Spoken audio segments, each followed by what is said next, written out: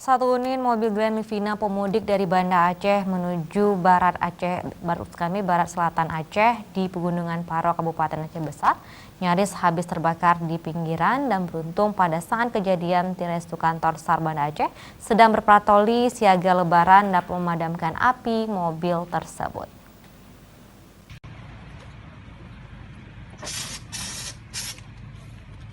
Inilah video saat proses pemadaman api yang dilakukan tim rescue Kantor Pencarian dan Pertolongan Banda Aceh, Basarnas yang sedang berpatroli siaga SAR Lebaran tahun 2019.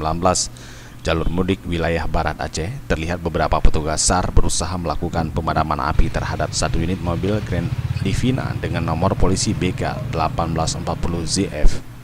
Kejadian tersebut berlangsung di Gunung Paro, Kabupaten Aceh Besar pada pukul 11.30 waktu Indonesia bagian Barat, Minggu siang. Diduga kebakaran diakibatkan oleh konslet pada arus wire mobil hingga dashboard depan yang mulai dilalap api. Tidak ada korban jiwa untuk peristiwa ini. Sebelumnya, Kepala Kantor SAR Banda Aceh Budoeno menyampaikan tim rescue SAR Banda Aceh rutin melakukan patroli siaga lebaran untuk jalur Barat Aceh.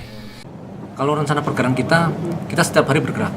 Jadi setiap bergerak sesuai dengan jadwal telah kita tentukan. Tadi saya sampaikan di titik-titik rawan musibah. Jadi kita sudah ada titik-titiknya yang memang sudah tentukan. Kalau kantor SAR Banda Aceh sendiri, kita meliput dari Aceh Besar, kemudian sampai ke Sare ke Gerute.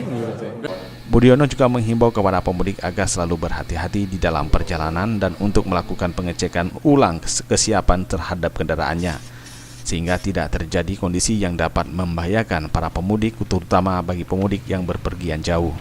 Tim Liputan Aceh TV.